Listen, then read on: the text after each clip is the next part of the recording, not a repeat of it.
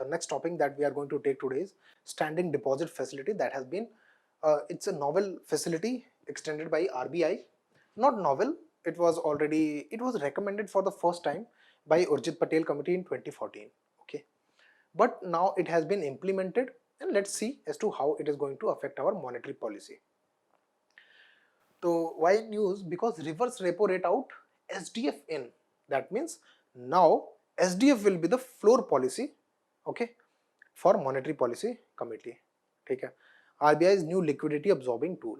RBI launches standing deposit facility at 3.75. Now there are 2-3 points that we need to look at this in this whole standing deposit facility fiasco. The first one is what is the repo rate? Okay, reverse repo rate.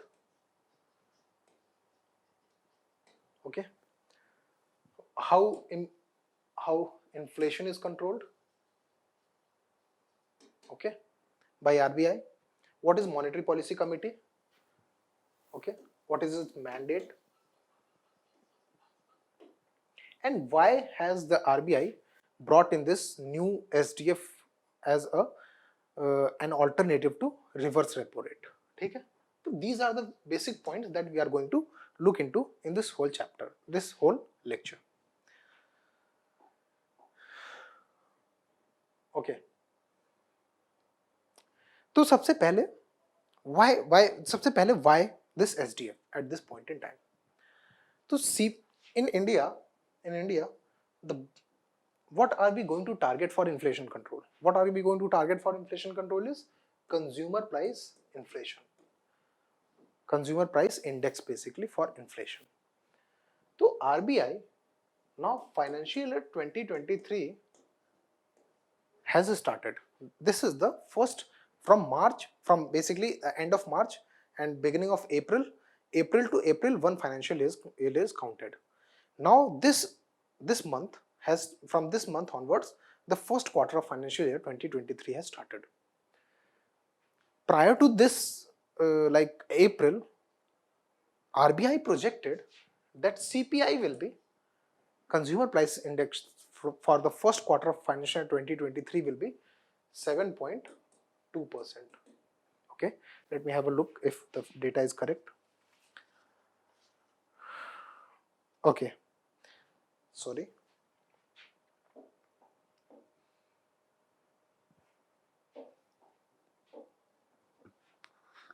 Okay, RBI predicted that for the first quarter of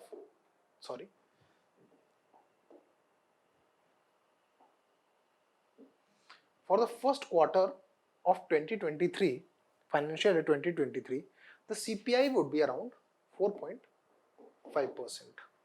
Okay, this was predicted before April, in somewhere and around like February or March. Okay, but now RBI has revised this. What I'm talking about is CPI, Consumer Price Index for Inflation. RBI ने पहले predict किया था कि it will be around 4.5% for the first quarter of financial year 2023. Now what they have done, they have said कि नहीं, we need to revise this upwards to 5.7%. That means they are saying, RBI is saying that no, the inflation will not be around 4.5%, but it will be around 5.7% in the first quarter of financial year 2023. ठीक है. तो यहाँ पे पहला important term जो हमें prelims के लिए पता चलता है, what are you targeting? We are targeting basically consumer price index, not wholesale price index. तो सबसे पहला इंफॉर्मेशन तो यही है. Okay, and they have also revised the estimates for GDP. ठीक है, GDP estimates have been revised. GDP estimates जो earlier थे, they were 7.8% per annum. Now they have been revised downwards to 7.2%. मतलब इन्फ्लेशन को upwards revise किया है और GDP को डाउनवर्ड्स रिवाइज किया है. ओके, ठीक है. Now I hope you understood कि दिस शोज कि inflation is going to be high. This shows that GDP is going to be GDP is going to decrease. If you are sure about this, now why is government talking? We all are experiencing inflation at this point in time. ठीक है, तो commodity prices are rising right now, oil prices are also rising. So why is this kind of inflation we are facing right now? The very first and important reason for this is excess liquidity in the market. Excess liquidity. Okay, what is this excess liquidity? Excess liquidity means when banks, ठीक है, like SBI and NBFCs, ठीक है, कोई भी NBFC, ठीक है, and other financial institutions, basically people also, ठीक, when these institutions have a lot of money with them, cash is very high, that means the economy is having excess liquidity. अब ये excess liquidity आई कहाँ से?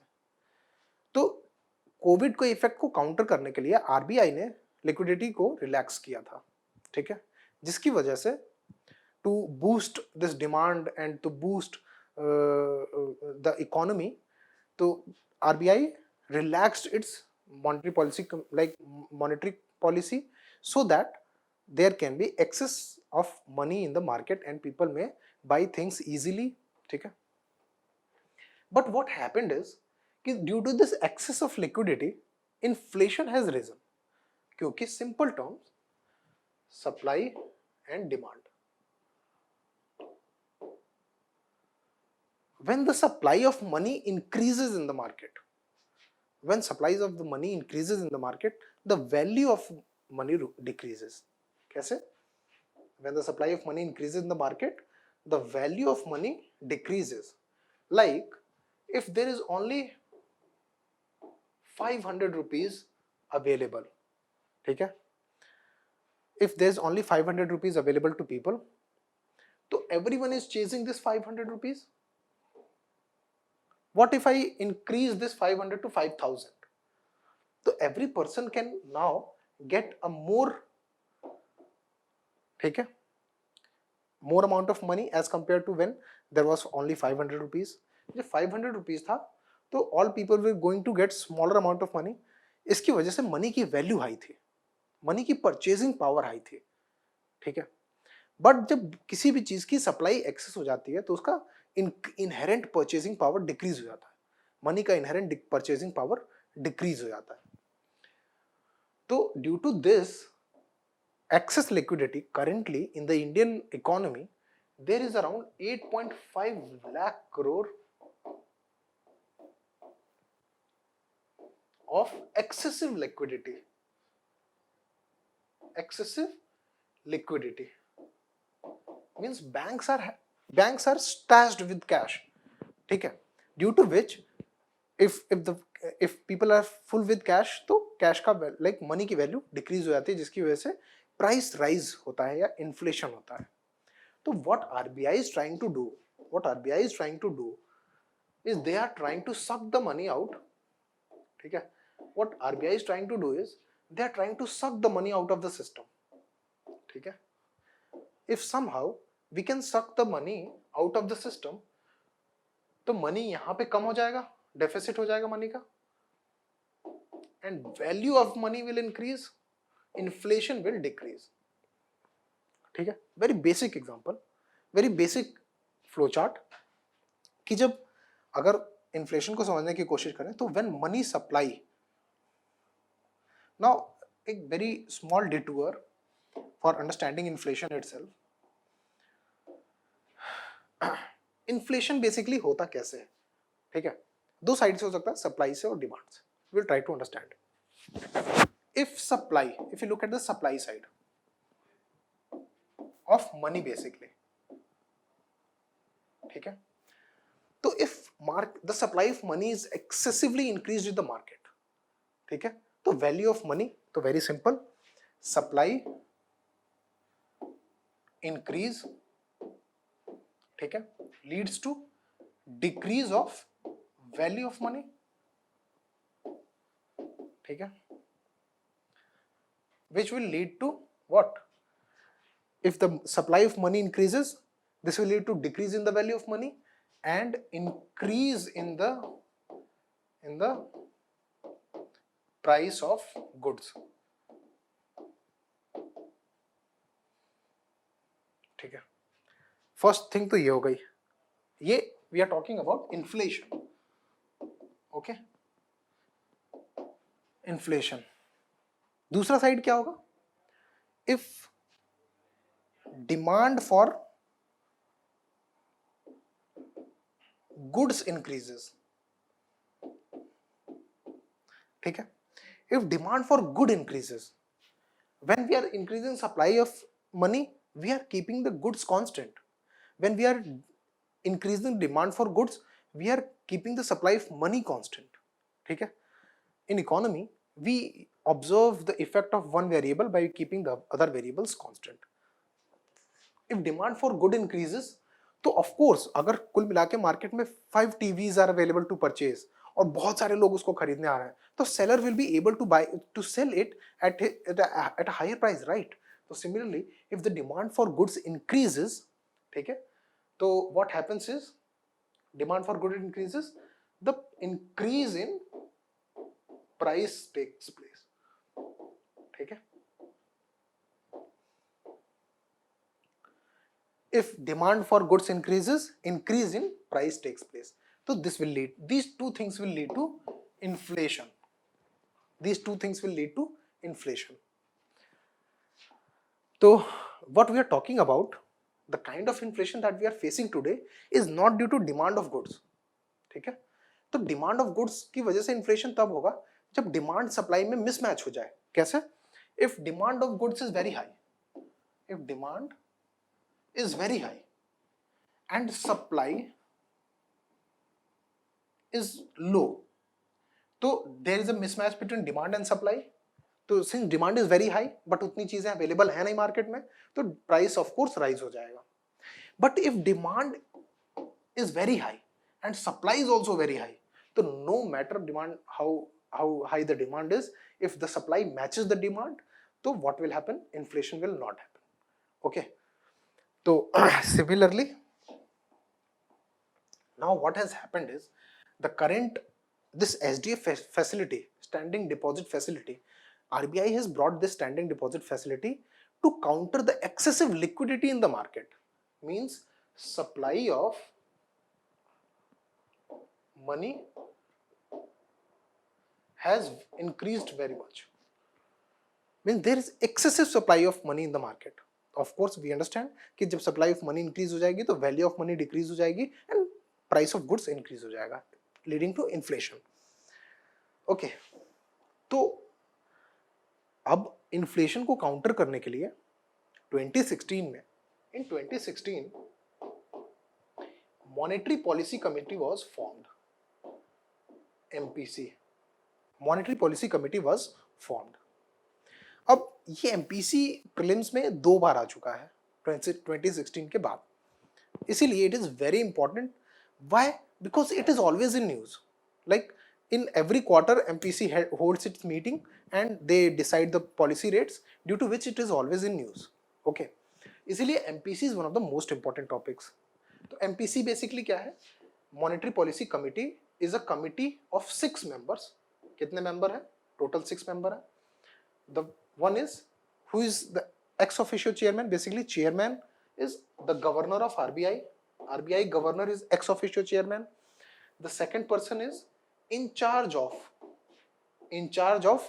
Monetary Policy Committee. So who? Deputy governor of RBI, and one another person nominated by RBI. ठीक है, and these are three people more who are nominated by government. These are government appointed. That means Monetary Policy Committee is consists of partial RBI members and partially the government members. Okay, now Monetary Policy Committee का mandate क्या है? मतलब what is it mandated to do? It is mandated to check inflation in the range of 4 plus minus 2%. ठीक है, that is from a lower range of 2% to a higher range of upper range of 6%. That means monetary policy committee means a committee which decides the monetary policy, the policy related to money. ठीक है, दो kind of policies exist करती हैं economy में, government economy में basically. The first one is fiscal policy, which is completely government's business. ठीक है, fiscal policy is like schemes चलाना, budget लाना, ये सारी चीजें fiscal policy है. That is a completely domain of government. Now monetary policy किसके अंडर में है? बेसिकली मॉनेटरी पॉलिसी कमेटी के अंडर में है. मॉनेटरी पॉलिसी कमेटी में आरबीआई का governor, deputy governor and 1 person nominated by RBI governor. और इसका मैंडेट क्या है? To keep the inflation. Which inflation? CPI, consumer price index. ठीक है, to keep this index within the range of 2% to 6%. ठीक है, अब 2% से नीचे आएगा तो that will be disinflation, stagnation हो सकता है इकोनॉमी में. 6% से हाई जाएगा तो the economy is burning, it is heating up. To keep, तो मॉनेटरी पॉलिसी कमेटी बेसिकली वो पॉलिसीज लाती है to control the supply of money in the economy so that the inflation CPI index can be kept within the range of 2% to 6%. Okay, तो अब the first quarter of financial 2023 has started from April, 1st of April. तो government अब in the very starting I told you that CPI has been revised from 4.5% to 5.7%. मतलब it has, the estimates have been revised upwards. That means the government is telling us that there will be a higher inflation in this first quarter. तो इसको control करने के लिए what RBI does, RBI के पास कौन कौन से tool हैं? We all know. If we don't know, we'll be looking at them. The first one is quantitative measures and the other one is qualitative measures. We are not going into qualitative measures. Quantitative measures हमारे लिए important है. Quantitative measures, तो सबसे पहला तो है SLR, CRR. ठीक है, SLR and CRR. दूसरा है पॉलिसी रेट्स. ओके, तो SLR, CRR means statutory liquidity ratio and CRR is cash reserve ratio. This is statutory liquidity ratio, this is cash reserve ratio. तो अगर किसी बैंक का, इसका मीनिंग क्या होता है? We try to understand that. For example, there is a bank called RBI or SBI. ठीक है, अगर इसकी net demand and time liabilities NDTL, demand and time. अब डिमांड लायबिलिटीज कौन सी लायबिलिटीज है? दोज लायबिलिटीज और those like what is the liability of a bank? All the saving accounts, okay, fixed deposits that we hold in banks are liability to the bank because bank has to pay them back to the customer. तो अगर, तो net demand and time liabilities are nothing but amount of total demand deposits, okay, demand deposits plus time deposits. ठीक है, अब time deposit, saving account is demand deposit. ठीक है, मतलब cheque is a demand, basically demand draft is a demand deposit, demand liability basically. And the second one is time liability. ठीक है, time liability में fixed deposits like recurring deposits, fixed deposit, all these are called time deposits. मतलब एक specific time के बाद ही customers को ले सकता है. ठीक है, तो अगर किसी बैंक की नेट डिमांड और time liabilities,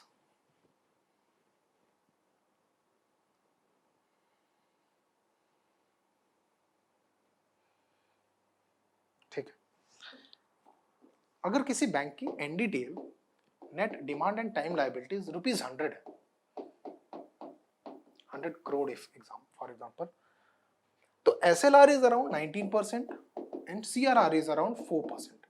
That means from this 100 crore rupees, SBI को 19 crore rupees अपने पास मैनेज करना होगा as SLR, statutory liquidity ratio के फॉर्म में. मतलब if you have 100 crore rupees total, आपको 19 crore लिक्विडिटी मैनेज करने के लिए हमेशा अपने पास रिजर्व के फॉर्म में रखना होगा. मतलब you are not going to lend this money to a customer. Plus 4% आपको मैनेज करना होगा RBI के पास. That means at least 4 crore rupees.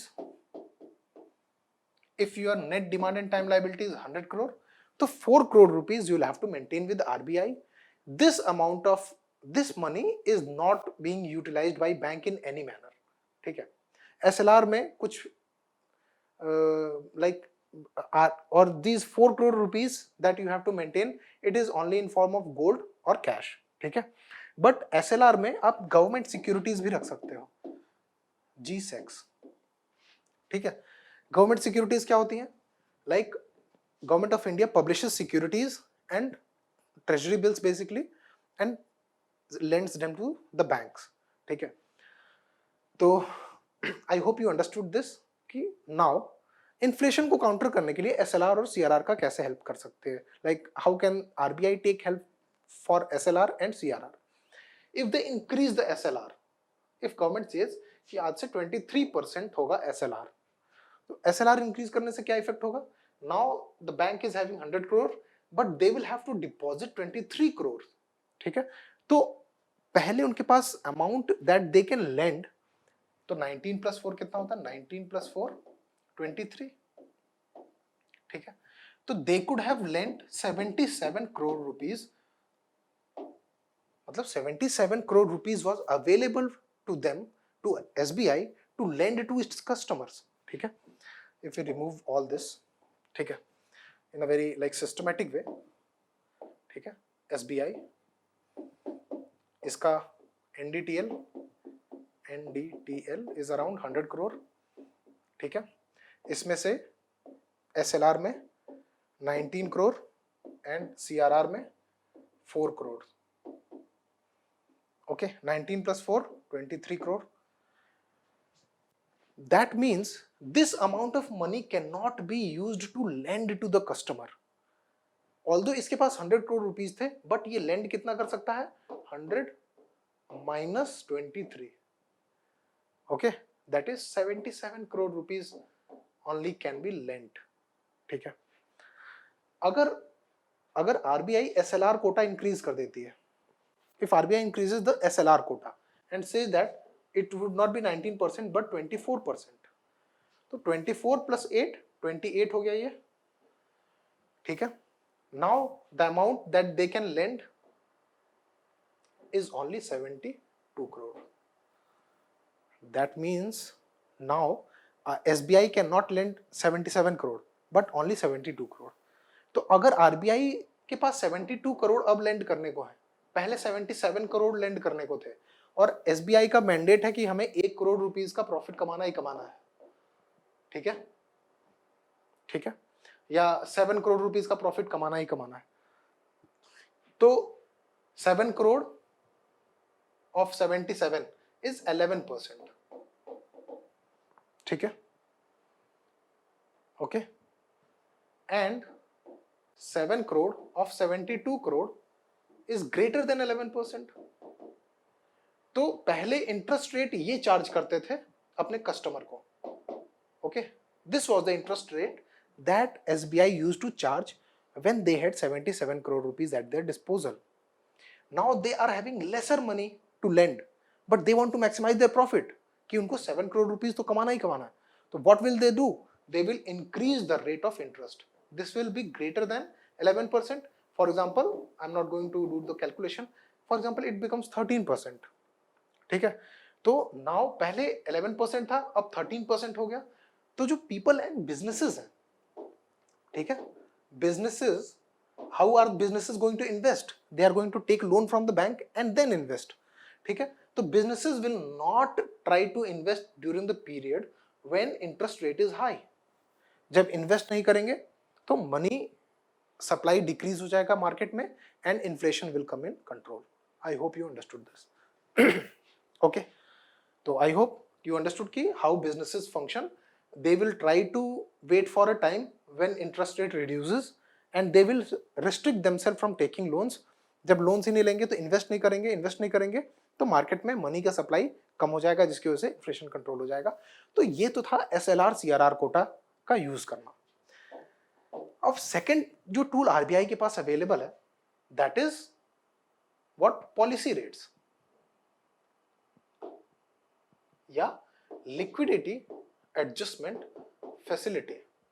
Okay, liquidity adjustment facility, तो इसके ऊपर पूरा एक अलग लेक्चर है, तो we are not going to delve too much deep into it, but we'll be looking at like an overview how it functions. Like again SBI and this is RBI. If there is an excessive supply of money in the market, तो RBI का mandate क्या है कि सबसे पहला back to the basics कि if there is an excessive supply in the market inflation is high. क्यों? क्योंकि पैसे की वैल्यू अब कम हो गई है, जिसकी वजह से प्राइस राइज हो रहा है। तो what RBI will try to do, it will try to suck the money out of the system. ठीक है, it will try to suck money out of the system so that the supply of money is decreased. Supply of money is decreased. जब supply of money decrease हो जाएगा market में तो value of money increase हो जाएगा और price of goods fall हो जाएगा। ठीक है, तो इन्फ्लेशन कंट्रोल में आ जाएगा। तो what SBI is doing, what this liquidity adjustment facility was brought in 2000, okay, by RBI. Under this they had repo rate, reverse repo rate and MSF, marginal standing facility. Okay, तो repo rate, अगर we are going to delve deep into it, but for the beginning, repo rate अगर 4% है तो reverse repo rate will be less than 4%, for example 3%, and MSF will be higher than repo rate, for example 5%। ठीक है, तो we are not going to look into MSF, we will be looking into repo and reverse repo, how RBI uses repo and reverse repo to control inflation. For example, again, this is RBI, Central Bank, this is SBI, Consumer Bank। ठीक है, तो repo rate होता क्या है? Repo means repurchase obligation. When SBI wants loan from RBI, ठीक है, when SBI wants loan from RBI, what it does is, SBI के पास अपने कुछ टी बिल्स हैं, गवर्नमेंट सिक्योरिटीज। ठीक है, गवर्नमेंट सिक्योरिटीज ये गवर्नमेंट से खरीदता है एसबीआई।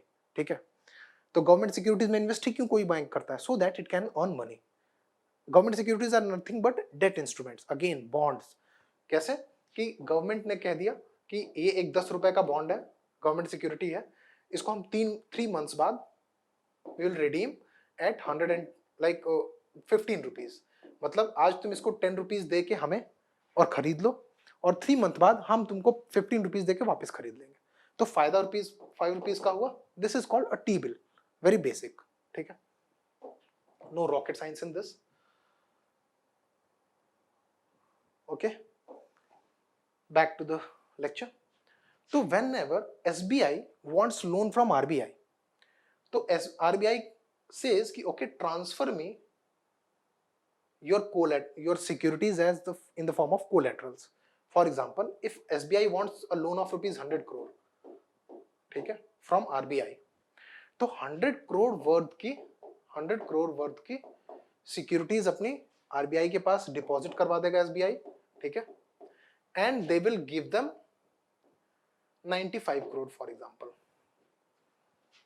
ठीक है, या अगर इसको दूसरे तरीके से समझें, ठीक है, तो they will give them rupees 100 crore and there's one obligation that after 14 days or after 7 days, after a specified period of time, SBI will purchase these securities back at rupees 110 crore. Okay, means RBI is going to earn rupees 10 crore of this transaction, right? It is kind of interest on the loan that RBI is going to give to SBI. ठीक है, ठीक, मतलब पहले अपनी securities 100 crore की हमारे पास जमा करा दो, 100 करोड़ हम तुमको दे देंगे. What happened? Now SBI is having 100 crore. After 14 days, SBI goes back to RBI and purchases its securities at 110 crore. तो net कितना बचा? 10 crore, which 10 crore will be earned by RBI. ठीक है, तो इसका इम्पैक्ट क्या है? इन्फ्लेशन पे इसका इम्पैक्ट क्या है? तो what happened is कि अगर रेपो रेट इंक्रीज कर देता है, repo rate, if repo rate is increased, that means repo rate means the rate at which RBI lends to SBI. मतलब अगर ये कह दे कि नहीं, you will have to purchase this securities at 115 crore, तो यहाँ पे अर्निंग ऑफ RBI कितना हो गया? रुपीज 15 करोड़. ठीक है, लेकिन SBI को 15 करोड़ का लॉस हुआ, राइट? ओके, तो in that case if repo rate is increased, SBI will desist from taking loan from RBI. और अगर SBI के लिए कॉस्ट ऑफ बोरोइंग हाई हो गई है, ठीक है, इफ SBI के लिए cost of borrowing now high हो गई है as compared to the earlier one, तो what will it do? It will transfer that cost to the consumer, right? Means consumer के लिए लोन लेना अब महंगा हो जाएगा. Consumer means businesses basically. तो अब कंज्यूमर लोन नहीं लेगा, दैट मींस अगेन मार्केट में मनी की सप्लाई रेगुलेट हो जाएगी. कैसे?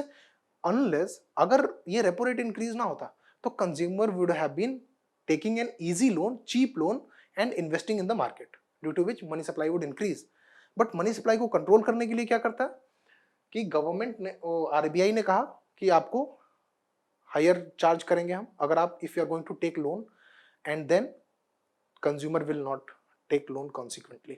ठीक है, तो दिस इज रेपो रेट. इसका रिवर्स इसका रिवर्स हो जाएगा reverse repo rate. Reverse repo rate government decide, मतलब बैंक खुद डिसाइड नहीं करता, it is automatically adjusted. Like reverse repo rate is repo minus 1%. Repo rate जो भी है उसका माइनस 1%.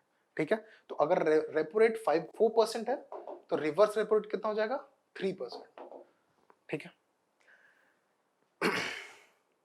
तो नाउ व्हाट इज SDF? लेकिन if you try to understand reverse repo in very brief, तो RBI again and SBI. Now if RBI thinks that there is a short of money liquidity का कमी है market में, तो RBI will try to pump money into the market, right? तो what RBI does is कि RBI अपनी government securities SBI के पास डिपॉजिट करा देता है. ठीक है, okay, when there is excess of liquidity. Repo rate तो कंट्रोल करता है इन्फ्लेशन को, inflation mean excess of liquidity, मतलब ओके. और ये SBI, when there is an excess of liquidity in the market, what RBI does is RBI अपनी securities transfer कर देता है, फॉर एग्जांपल रुपीज 100 करोड़ की, और बदले में 100 करोड़ का लोन ले लेता है SBI से. ठीक है, नाउ SBI के पास 100 करोड़ कम हो गए, तो इसके पास लोन देने के 100 करोड़ कम हो गए, जिसकी वजह से supply of money is controlled. अब SDF कोई नई चीज नहीं है. SDF इसी का एक एडवांस्ड वर्जन है, इंप्रूव वर्जन है. कैसे? अगेन RBI, ओके, और SBI.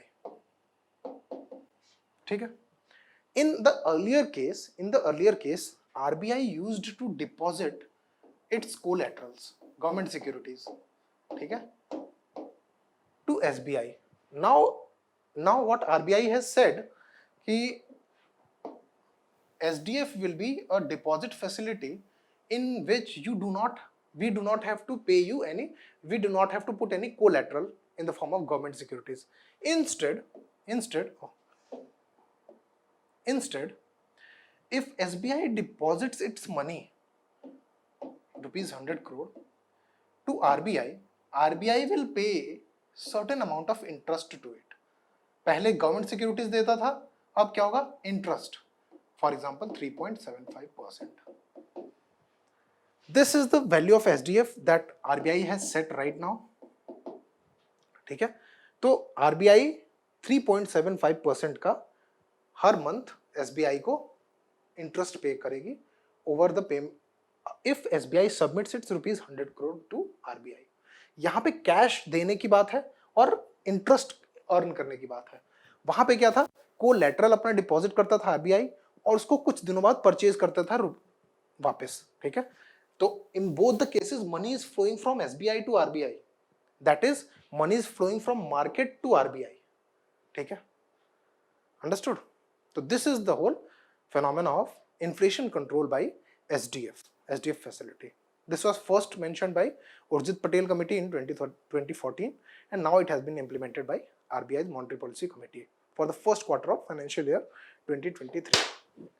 I hope you understood this. If you have any doubts, kindly ask them in comment section. I'll be more than happy to take them.